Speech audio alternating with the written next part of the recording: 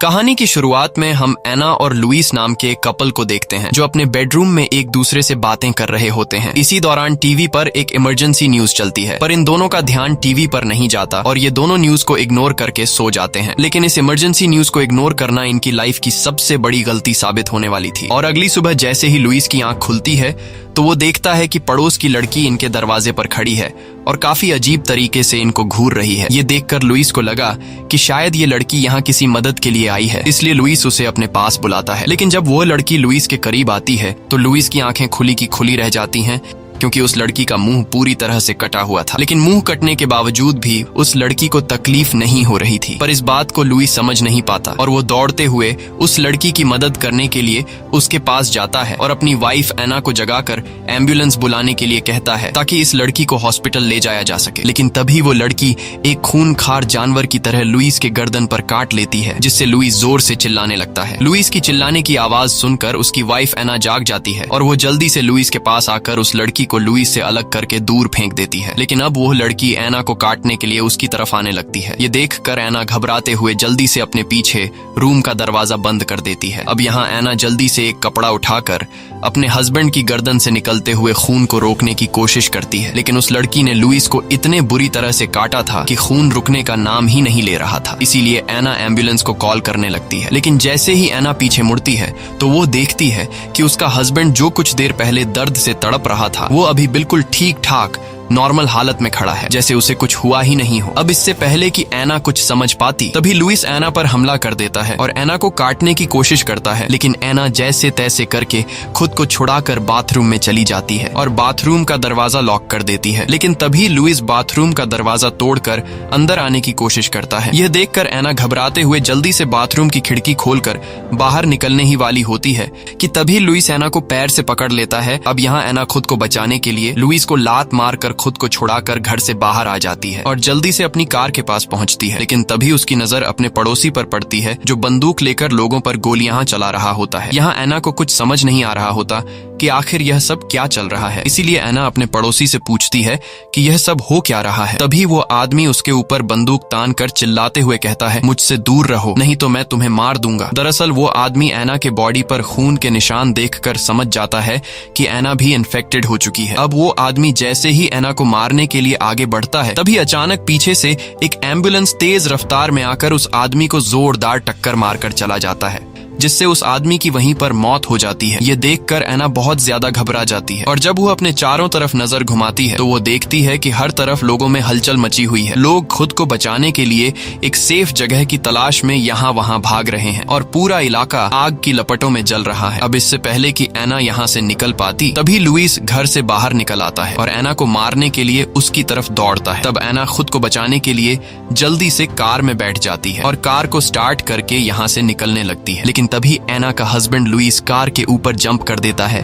और कार के शीशे को तोड़ने लगता है। अब यहाँ एना लुइस को जैसे तैसे करके गाड़ी से नीचे गिरा देती है और गाड़ी को भगाने लगती है। लेकिन लुइस एना का पीछा नहीं छोड़ता। अब यहाँ वो एना के कार के पीछे भाग ही रहा होता है कि तभी उसकी नजर बगल में खड़ी एक औरत पर पड़ती है, जिसे देखकर लुइस एना को छोड़कर वह उस औरत पर हमला करने चला जाता है। अब यहाँ एना जल्दी से कार का रेडियो ऑन करती है और रेडियो पर उसे पता चलता है कि पूरे शहर में एक खतरनाक ज़ॉम्बी वायरस फैल चुका है, जिसके लपेट में बहुत से लोग आ चुके हैं और यह वायरस काफी तेजी से फैल रहा है। क्योंकि अगर कोई इन्फेक्टेड किसी नॉर्मल इंसान को काट ले तो वो नॉर्मल इंसान भी ज़ॉम्बी में बदल जाता है। इसीलिए रेडियो पर बताया जाता है कि जो कोई भी इस वायरस से इन्फेक्टेड नहीं है वो जल्दी से खुद के लिए एक सेफ जगह देख ले। अब यहाँ हम पूरे शहर का सीन देखते हैं जहाँ हमें पता चलता है कि ज़ॉम्बी वायरस की वजह से पूरा शहर तबाह हो चुका है। और तभी रास्ते में अचानक एक सिक्योरिटी गार्ड आकर एना से कार छीनने की कोशिश करता है, मगर एना जैसे तैसे करके उस आदमी को लात मारकर खुद को छुड़ा लेती है। लेकिन इस दौरान एना से गाड़ी बेकाबू हो जाती है और कार सीधे जाकर सामने एक पेड़ से टकरा जाती है। कार इतनी जोर से टकराती है कि एना तुरंत बेहोश हो जाती है और जब कुछ देर बाद वो होश में आती है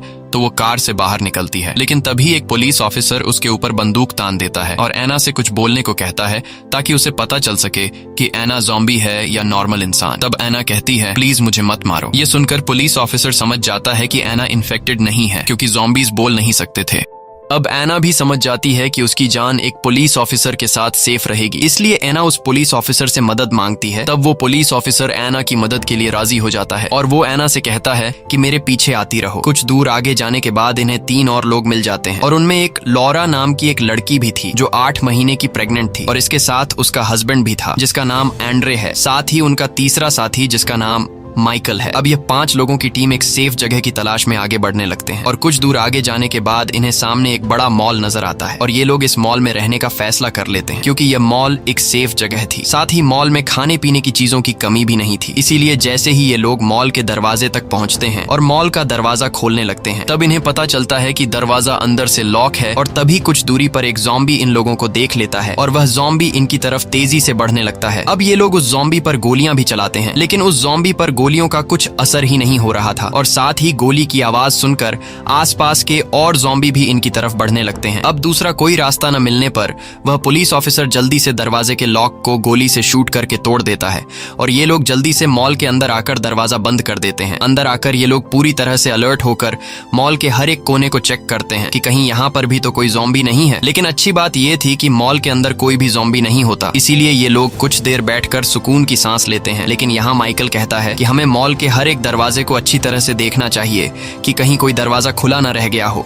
माइकल की बात सभी को ठीक लगती है, जिसके बाद ये लोग फिर से मॉल का हर एक कोना चेक करते हैं और माइकल जब स्टोर रूम की तरफ जाता है तो उसे स्टोर रूम में से काफी अजीब सी आवाज सुनाई देती है, जिसे सुनकर माइकल चुपचाप स्टोर रूम का दरवाजा खोल लेता है और अंदर का नजारा देखकर उसके गले में सांसें अटक जाती हैं क्योंकि अंदर एक ज़ॉम्बी एक इंसान को खा रहा था और अब वह ज़ॉम्बी माइकल को भी देख लेता है, जिसके बाद वह ज़ॉम्बी माइकल को मारने के लिए उस पर हमला कर देता है। लेकिन माइकल खुद को बचाते हुए जल्दी से एक नुकीली लकड़ी का टुकड़ा उस ज़ॉम्बी के सिर में घोंप देता है। वहीं दूसरी तरफ माइकल की आवाजें पुलिस ऑफिसर भी सुन लेता है और अब जैसे ही ये लोग माइकल की तरफ जाने वाले होते हैं तभी वहां पर एक दूसरा ज़ॉम्बी आकर उस प्रेग्नेंट लड़की पर हमला कर देता है। पर यहाँ वह पुलिस ऑफिसर ज़ॉम्बी को पकड़ लेता है और ज़ॉम्बी को मारने की कोशिश करता है, लेकिन ऑफिसर ज़ॉम्बी के सामने कमजोर पड़ रहा था। तब यहाँ एना हिम्मत करके ऑफिसर का बंदूक उठाकर उस ज़ॉम्बी को शूट कर लेती है। अब सभी लोग जल्दी से यहाँ से भागने लगते हैं और लिफ्ट में पहुंचकर ऊपर वाले फ्लोर पर जाने लगते हैं। लेकिन जैसे ही ये लोग दूसरे फ्लोर पर लिफ्ट का दरवाजा खोलते हैं तो इनके सामने 3 सिक्योरिटी गार्ड इन पर बंदूक तान कर खड़े होते हैं और यहाँ हमें पता चलता है कि इन 3 सिक्योरिटी गार्ड्स ने इस मॉल पर अपना कब्जा किया हुआ है। यहाँ इन गार्ड्स का लीडर जिसका नाम सीजे है वह इन लोगों से कहता है कि तुम लोग यहाँ से चले जाओ क्योंकि तुम लोगों की वजह से हम लोग भी खतरे में पड़ सकते हैं। तब यहाँ माइकल सीजे को समझाने की कोशिश करता है और उसे बताता है कि नीचे पूरा मॉल ज़ॉम्बीज से भरा पड़ा है और अगर हम नीचे गए तो हम मारे जाएंगे। लेकिन सीजे को इस बात से कोई फर्क नहीं पड़ता और वह इन लोगों को दूसरे फ्लोर पर आने से साफ साफ मना कर देता है। तब यहाँ एंड्रे सीजे से रिक्वेस्ट करते हुए कहता है कि प्लीज हमारी मदद करो क्योंकि मेरी पत्नी प्रेग्नेंट है और अगर वह बाहर रहेगी तो उसके साथ साथ मेरा आने वाला बच्चा भी मारा जाएगा। अब सभी के रिक्वेस्ट करने पर आखिरकार सीजे मान जाता है और इन लोगों को अंदर आने की इजाजत दे देता है, लेकिन एक शर्त पर, और वह शर्त यह होती है कि अंदर आने से पहले इन सभी लोगों को अपने हथियार इन्हें देने होंगे। अब दूसरा कोई रास्ता न होने पर ये लोग अपने हथियार सीजे को देकर दूसरे फ्लोर में आ जाते हैं। अंदर आकर ये लोग टीवी पर न्यूज देखते हैं जहां इन्हें पता चलता है कि पूरी कंट्री में ये ज़ॉम्बी वायरस फैल चुका है और ये वायरस एक इंसान से दूसरे इंसान को काफी तेजी से लग रहा है। साथ ही इन्हें पता चलता है कि इन ज़ॉम्बीज को मारने का सिर्फ एक ही तरीका है और वह तरीका यह है कि इन ज़ॉम्बीज को सिर्फ सिर में गोली मारने से इनकी मौत होती है। अब यहाँ इनके साथ जो प्रेग्नेंट लड़की होती है उस लड़की को कुछ अजीब सी फीलिंग आने लगती है, इसीलिए वह चुपचाप अपने हस्बैंड को बाथरूम की तरफ लेकर जाती है और वहां वह अपने हस्बैंड को अपने हाथ पर ज़ॉम्बी के काटने का निशान दिखाकर कहती है कि मुझे ज़ॉम्बी ने काट लिया है और अब मैं भी इन्फेक्टेड हो चुकी हूँ। ये सुनकर एंड्रे अपनी वाइफ को शांत करता है और उसे कहता है कि परेशान मत हो, तुम्हें कुछ भी नहीं होगा, लेकिन तुम इस ज़ॉम्बी के काटे हुए निशान के बारे में किसी को भी नहीं बताओगी। वहीं दूसरी तरफ सभी लोग काफी परेशान बैठे होते हैं क्योंकि ये लोग ज़ॉम्बीज के बीच फंस चुके हैं और अब इन लोगों को कैसे भी करके यहाँ से निकलना होगा। इसलिए सीजे पुलिस ऑफिसर को ऑर्डर देता है कि तुम लोग ऊपर छत पर जाकर एक बड़ा SOS का निशान बनाओ ताकि अगर ऊपर से कोई हेलीकॉप्टर गुजरे तो उसे पता चल सके कि यहाँ पर कुछ सर्वाइवर्स मौजूद हैं। और अब सीजे के ऑर्डर के मुताबिक ये लोग एक बड़ा सा SOS का निशान बना लेते हैं। यहाँ ये लोग देखते हैं कि आसपास के जितने भी ज़ॉम्बीज हैं वो सब मॉल की तरफ आ रहे हैं। ये देखकर ये लोग काफी ज्यादा डर जाते हैं और तभी इन्हें सड़क के पास वाले मार्केट से गोली चलने की आवाज आती है। अब सीजे जब दूरबीन से उस तरफ देखता है तो सामने गन शॉप के छत पर उसे एक आदमी दिखाई देता है और वो आदमी बोर्ड पर कुछ लिखकर उनको बताता है कि मेरा नाम एंडी है और मैं यहाँ पर अकेला बचा हुआ हूँ, इसलिए प्लीज मेरी मदद करो। और तभी वह आदमी आसमान की तरफ इशारा करने लगता है। अब जब ये लोग ऊपर आसमान की तरफ देखते हैं तो इन्हें एक हेलीकॉप्टर दिखाई देता है, जिसे देखकर ये सभी लोग काफी खुश हो जाते हैं क्योंकि इन्हें लगा कि हेलीकॉप्टर आकर हमें बचा लेगा। इसलिए ये सभी लोग जोर से चिल्लाते हुए हेलीकॉप्टर की तरफ इशारे करने लगते हैं, लेकिन हेलीकॉप्टर इनसे काफी दूरी पर होने की वजह से इन्हें देख नहीं पाता और देखते ही देखते इनकी नजरों से दूर चला जाता है। यह देखकर सभी लोग काफी ज्यादा मायूस हो जाते हैं। अब रात होने वाली थी, इसलिए ये लोग वापस मॉल में आकर सो जाते हैं। और अगली सुबह सीजे का एक साथी जब सीसीटीवी रूम में स्क्रीन को देखता है तो उसे पता चलता है कि एक ट्रक ज़ॉम्बी से खुद को बचाते हुए मॉल की तरफ आ रहा है और ये बात वो लड़का सभी को बता देता है। अब सभी लोग ट्रक में मौजूद लोगों को बचाना चाहते थे, लेकिन सीजे इसके लिए तैयार नहीं होता और सीजे कहता है कि हमें नहीं पता कि ट्रक में बैठे लोग नॉर्मल इंसान हैं या फिर इन्फेक्टेड। अगर इनमें से कोई एक बंदा भी इन्फेक्टेड हुआ तो हम सबकी जान जा सकती है, इसलिए मैं ये रिस्क नहीं ले सकता। तब बाकी लोग सीजे की बात नहीं मानते और ट्रक में मौजूद लोगों को बचाने का फैसला कर लेते हैं। ये सुनकर सीजे गुस्सा हो जाता है और सभी लोगों पर बंदूक तान कर कहता है कि अगर किसी ने भी ट्रक में मौजूद लोगों की मदद की तो मैं उसे मार दूंगा। यहाँ सीजे का अपना ही एक साथी सीजे के फैसले से खुश नहीं होता और वह सीजे से कहता है कि हमें ट्रक में मौजूद लोगों की जान बचानी चाहिए। तब सीजे उस पर भी बंदूक तान देता है और कहता है कि मारने की शुरुआत मैं तुमसे ही करूंगा। अब जब इन दोनों की आपस में बहस चल रही होती है तभी मौका देखकर माइकल बर्ड से गन छीन लेता है और इसी वक्त ऑफिसर भी सीजे को पकड़कर उससे गन ले लेता है। अब यहाँ ये लोग सीजे और बर्ड को पकड़कर एक रूम में बंद कर देते हैं। इसके बाद ये सभी लोग ट्रक में मौजूद लोगों को बचाने का प्लान बनाते हैं और माइकल कहता है कि मैं और एंड्रे नीचे जाकर ज़ॉम्बी का ध्यान भटकाएंगे, तब तुम लोग मौके का फायदा उठाकर ट्रक में मौजूद लोगों को मॉल के अंदर ले आना। इसके बाद माइकल और एंड्रे नीचे बेसमेंट में चले जाते हैं और ऊपर छत पर एना और लॉरा ट्रक को इशारा करके अपनी तरफ बुलाते हैं। अब ट्रक का ड्राइवर गाड़ी को रिवर्स करके कई सारे ज़ॉम्बीज को गाड़ी के नीचे कुचलकर ट्रक को मॉल के दरवाजे के पास खड़ा कर देता है और यहाँ माइकल और एंड्रे ज़ॉम्बीज पर गोलियां चलाते हुए ट्रक में मौजूद सभी लोगों को मॉल के अंदर लाने में कामयाब हो जाते हैं। लेकिन यहाँ इन्हें पता चलता है कि ट्रक में आई एक औरत बहुत ज्यादा बीमार है। तब एना उस औरत को देखकर कहती है कि मैं शायद इस औरत को ठीक कर सकती हूँ क्योंकि मैं पेशे से एक नर्स हूँ। अब एना उस औरत को एक रूम में ले आकर उसका चेकअप करने लगती है, लेकिन उस औरत की हालत और ज्यादा खराब होने लगती है और कुछ देर बाद वह औरत मर जाती है। तब एना वहां पर मौजूद गार्ड से कहती है कि इस औरत की डेड बॉडी को बाहर फेंक दो, लेकिन तभी अचानक वह मरी हुई औरत उठकर बैठ जाती है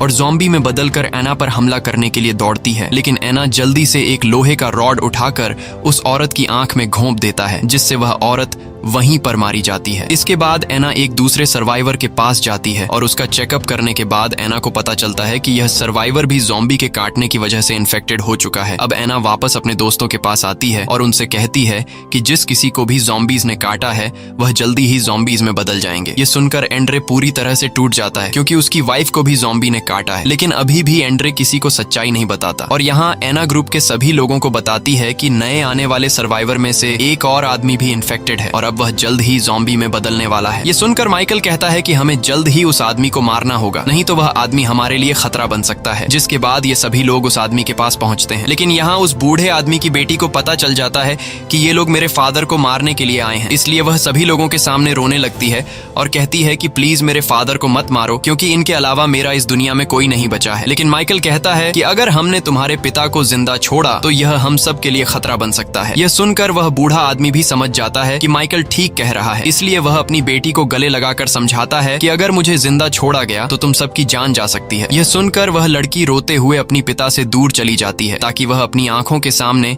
अपने पिता को मरता हुआ न देख सके। अब बाकी लोग भी वहां से चले जाते हैं और पुलिस ऑफिसर उस बूढ़े आदमी का ज़ॉम्बी बनने का इंतजार करने लगता है और जैसे ही वह बूढ़ा आदमी ज़ॉम्बी में बदलने लगता है तब वह ऑफिसर उसे शूट करके मार देता है और गोली के चलने की आवाज सुनकर वह लड़की समझ जाती है कि मेरे पिता मारे जा चुके हैं। वहीं दूसरी तरफ एंड्रे अपनी वाइफ के पास जाता है और जब वह उसके शरीर पर फैलते हुए वायरस को देखता है तो उसे यकीन हो जाता है कि लॉरा भी धीरे धीरे ज़ॉम्बी बनने लगी है। लेकिन वह लॉरा को सच नहीं बताता क्योंकि वह नहीं चाहता था कि मेरे आने वाले बेटे पर इस बात से कोई असर पड़े। इसलिए वह अपनी वाइफ से कहता है कि अब तुम किसी से नहीं मिलोगी और इसी कमरे में रहोगी क्योंकि बाहर ज़ॉम्बीज घूम रहे हैं, इसलिए मैं नहीं चाहता कि ज़ॉम्बीज कहीं तुम्हें नुकसान न पहुंचा दें। वहीं ऑफिसर जब छत पर जाता है तो वह देखता है कि अब और भी कई सारे ज़ॉम्बीज मॉल के बाहर जमा होने लगे हैं। अब इस तरह से दिन गुजरते हैं और ऑफिसर और सामने गन शॉप में मौजूद आदमी की आपस में काफी अच्छी दोस्ती हो जाती है। वहीं बाकी लोग भी मॉल के अंदर काफी खुश रहने लगे थे क्योंकि मॉल में किसी चीज की भी कमी नहीं थी। यहाँ इनकी जरूरत की हर एक चीज मौजूद थी और ये लोग खुशी खुशी अपनी जिंदगी यहाँ गुजारने लगते हैं। लेकिन एक दिन अचानक बिजली चली जाती है और चारों तरफ अंधेरा छा जाता है। अब ये लोग इस तरह से अंधेरे में तो नहीं रह सकते थे, इसीलिए ये सभी लोग नीचे बेसमेंट में जाकर जनरेटर चालू करने का फैसला कर लेते हैं और ये लोग नीचे जनरेटर रूम की तरफ बढ़ने लगते हैं। लेकिन तभी बर्ड को महसूस होता है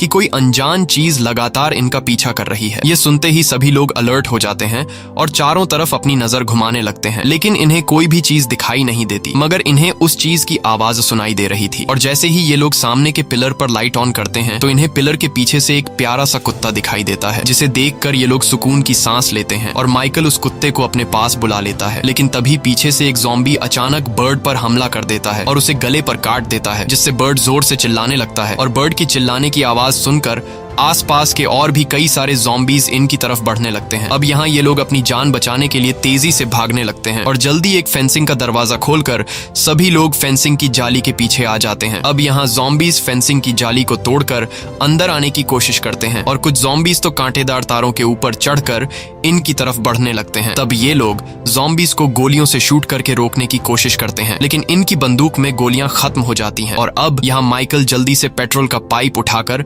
ज़ॉम्बीज पर पेट्रोल गिरा देता है और जैसे ही ज़ॉम्बीज फेंसिंग की जाली को तोड़कर अंदर आने ही वाले होते हैं तब यहाँ सीजे जल्दी से पेट्रोल में लाइटर फेंककर आग लगा देता है, जिससे कई सारे ज़ॉम्बीज आग में जलकर मारे जाते हैं और ये लोग वापस ऊपर वाले फ्लोर में आ जाते हैं। वहीं दूसरी तरफ हम एंड्रे को देखते हैं, जिसने अपनी वाइफ लॉरा को सबसे छुपाकर एक कमरे में जंजीरों से बांध रखा था क्योंकि अब लॉरा ज़ॉम्बी में बदल रही थी और अब लॉरा की डिलीवरी का टाइम भी हो गया था। यहाँ आंड्रे एक कपड़े से उसका मुंह बंद कर देता है ताकि लॉरा की आवाज बाहर कोई न सुन सके और यहाँ काफी जोर लगाने के बाद लॉरा अपने बच्चे को जन्म दे देती है। लेकिन अब लॉरा पूरी तरह से ज़ॉम्बी में बदलकर एंड्रे को मारने की कोशिश करती है, लेकिन अच्छी बात यह थी कि एंड्रे ने उसे पहले से बांध रखा था, जिस वजह से वह एंड्रे को काट नहीं पाती। तभी वहां पर एक बूढ़ी औरत लॉरा के चीखने की आवाज सुनकर अंदर आ जाती है और वो औरत जब देखती है कि लॉरा ज़ॉम्बी में बदल चुकी है तो वो औरत बिना कुछ सोचे समझे बंदूक उठाकर लॉरा को मार डालती है। यह देखकर एंड्रे को गुस्सा आ जाता है और वह गुस्से में उस बूढ़ी औरत से कहता है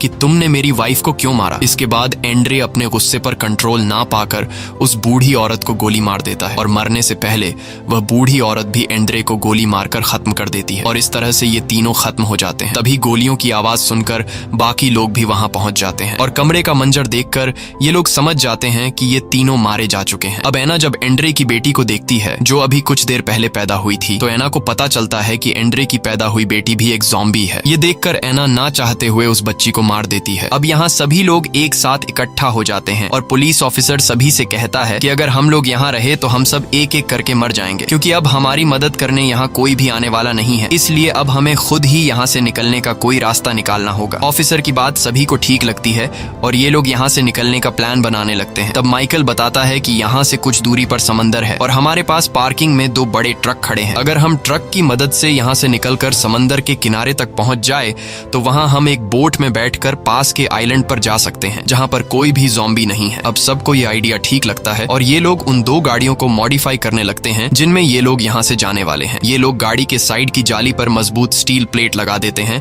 ताकि अंदर ज़ॉम्बी ना आ सके और साथ ही ये लोग गाड़ी के चारों तरफ कांटेदार तार लगा देते हैं जिससे ये लोग ज़ॉम्बीज का रास्ता पूरी तरह से बंद कर देते हैं। और अब इनकी गाड़ियां यहाँ से निकलने के लिए पूरी तरह से तैयार थीं। बस अब सिर्फ एक काम बाकी था और वह था इन गाड़ियों में हथियारों का मॉडिफिकेशन करना। यहाँ माइकल एना को गाड़ी में एक खाली जगह दिखाते हुए कहता है कि अगर ज़ॉम्बीज ट्रक में चढ़ने की कोशिश करेंगे तो हम लोग चेन सॉ की मदद से उन्हें इस रास्ते से काट देंगे। वहीं छत पर पुलिस ऑफिसर पास की गन शॉप में रहने वाले आदमी को बोर्ड पर लिखकर बताता है कि हम लोग कुछ दिन बाद यहाँ से निकलने वाले हैं और हम तुम्हें भी अपने साथ यहाँ से ले जाएंगे। ये सुनकर एंडी नाम का वह आदमी खुश तो हो जाता है, लेकिन वह आदमी ऑफिसर से कहता है कि अब मैं और यहाँ पर नहीं रह सकता क्योंकि अब मेरे पास पूरी तरह से खाना खत्म हो चुका है। ये देखकर ऑफिसर एंडी की मदद तो करना चाहता था, लेकिन अब ऑफिसर को समझ नहीं आ रहा था कि आखिर एंडी तक खाना कैसे पहुंचाया जाए। और तभी ऑफिसर की नजर उस कुत्ते पर पड़ती है जिसे इन्होंने कुछ दिन पहले पकड़ा था, और उस कुत्ते को देखकर ऑफिसर के दिमाग में एक आइडिया आता है और अब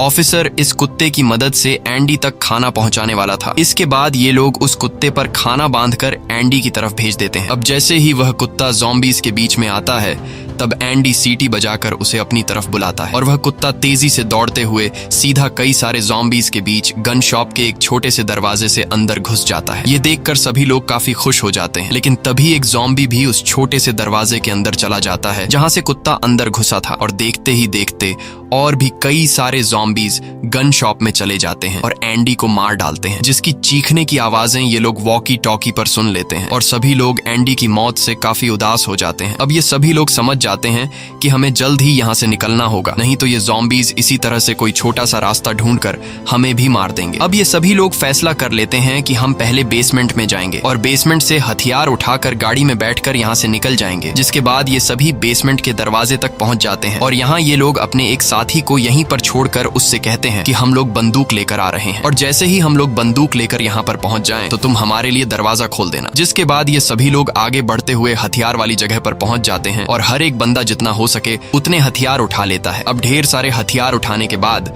जब ये लोग वापस आ रहे होते हैं तब इनके पीछे ज़ॉम्बीज पड़ जाते हैं और अब उन ज़ॉम्बीज से खुद को बचाने के लिए ये लोग दौड़ने लगते हैं और दौड़ते दौड़ते ये लोग बेसमेंट के दरवाजे तक पहुंच जाते हैं। अब यहाँ ये लोग अपने साथी को जल्दी से दरवाजा खोलने के लिए कहते हैं, लेकिन यहाँ इनका साथी पहले से भाग चुका होता है और अब ये लोग बुरी तरह से फंस चुके थे क्योंकि अब इनके पीछे हजारों की तादाद में ज़ॉम्बीज आ रहे थे और यहाँ इन लोगों को अपनी मौत अपनी आंखों के सामने नजर आ रही थी। लेकिन तभी यहाँ एना आकर इनके लिए दरवाजा खोल देती है और इनकी जान बचा लेती है, जिसके बाद ये सभी जल्दी से अंदर आ जाते हैं। लेकिन दरवाजा दोबारा बंद करने से पहले ही ज़ॉम्बीज इन तक पहुंच जाते हैं और ये लोग बिना दरवाजा बंद किए ऊपर वाले फ्लोर पर जाने लगते हैं। तब हजारों की तादाद में ज़ॉम्बीज भी इनका पीछा कर रहे होते हैं और ये लोग दौड़ते हुए अपने बाकी साथियों के पास पहुंचकर उनसे कहते हैं कि हमें मॉडिफाई की गई गाड़ियों के पास पहुंचना होगा। जिसके बाद ये लोग लिफ्ट में आकर ग्राउंड फ्लोर पर चले जाते हैं और दौड़ते हुए मॉडिफाई गाड़ियों के पास पहुंच जाते हैं। जिसके बाद ये लोग जल्दी से गाड़ियों में बैठ जाते हैं क्योंकि अब यहाँ रुकना मौत को बुलाने जैसा था और ये लोग जल्दी से गाड़ी स्टार्ट करके यहाँ से निकलने लगते हैं। लेकिन जैसे ही ये लोग मेन गेट से बाहर आते हैं तो बाहर का नजारा देखकर इनके गले में सांसें अटक जाती हैं क्योंकि बाहर हजारों की तादाद में ज़ॉम्बीज खड़े थे। लेकिन ये लोग रुकते नहीं और आगे बढ़ते हैं, मगर ज़ॉम्बीज की तादाद ज्यादा होने की वजह से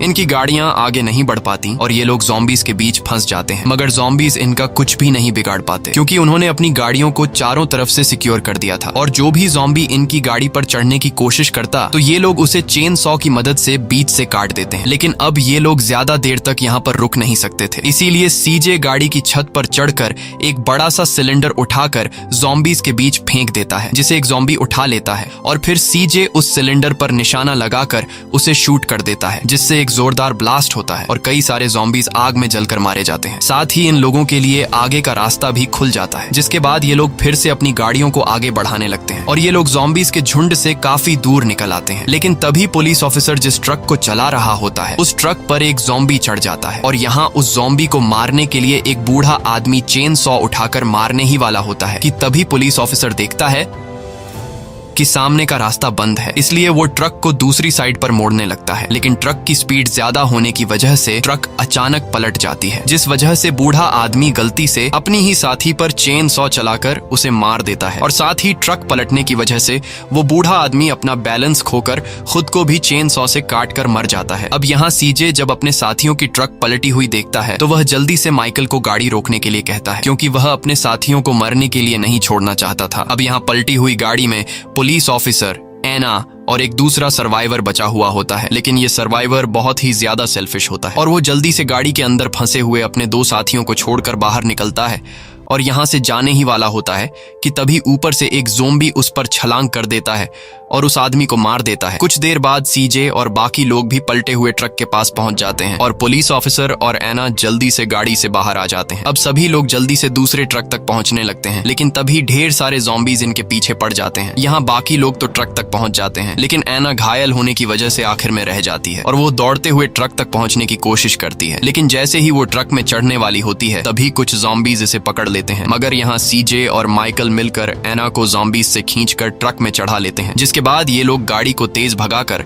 ज़ॉम्बीज से काफी दूर निकल आते हैं और कुछ देर बाद ये लोग समंदर के किनारे पर पहुंच जाते हैं, जहां ये लोग समंदर के किनारे पर गाड़ी खड़ी करके सब गाड़ी से बाहर आ जाते हैं और बोट को ढूंढने लगते हैं। लेकिन कुछ देर बाद एक बार फिर से ज़ॉम्बीज का एक बड़ा झुंड तेजी से इनकी तरफ बढ़ने लगता है। अब यहाँ सीजे बाकी लोगों को जाने के लिए कहता है और खुद अकेले ज़ॉम्बीज को शूट करके उन्हें रोकने की कोशिश करता है। इस दौरान वो कई सारे ज़ॉम्बीज को मार देता है, लेकिन ज़ॉम्बीज की तादाद काफी ज्यादा होती है, जिस वजह से वो ज्यादा देर तक ज़ॉम्बीज को रोक नहीं पाता और हजारों की तादाद में ज़ॉम्बी सीजे पर हमला कर देते हैं। लेकिन सीजे फिर भी नहीं रुकता और अपनी आखिरी सांस तक ज़ॉम्बीज से लड़ रहा होता है और आखिर में सीजे जब समझ जाता है कि अब मेरा बच पाना मुश्किल है, तो वो अपने पास पड़े एक बड़े सिलेंडर पर गोली चलाता है, जिससे एक जोरदार ब्लास्ट होता है और सीजे अपने साथियों के लिए अपनी जान सैक्रिफाइस करके कई सारे ज़ॉम्बीज को मार देता है। वहीं बाकी लोगों को बोट मिल जाती है और ये लोग जल्दी से बोट की रस्सियां खोलकर बोट में बैठ जाते हैं और यहाँ से निकलने ही वाले होते हैं कि तभी माइकल इनके साथ जाने से इनकार कर देता है। ये सुनकर एना माइकल से पूछती है कि तुम हमारे साथ क्यों नहीं आ रहे हो। तब माइकल एना को अपना हाथ दिखाते हुए कहता है कि जब मैं तुम्हें ज़ॉम्बीज से बचाकर ट्रक में चढ़ा रहा था तब मुझे एक ज़ॉम्बी ने काट लिया था, इसलिए अब मैं तुम्हारे साथ नहीं जा सकता हूँ, क्योंकि अगर मैं तुम्हारे साथ गया तो मैं तुम्हारे लिए खतरा बन सकता हूँ। ये सुनकर सभी लोग काफी उदास हो जाते हैं और ना चाहते हुए माइकल को यहीं पर छोड़कर बोट से निकल जाते हैं। यहाँ माइकल समंदर के किनारे पर खड़ा होकर उन्हें दूर जाते हुए देख रहा होता है और तभी माइकल देखता है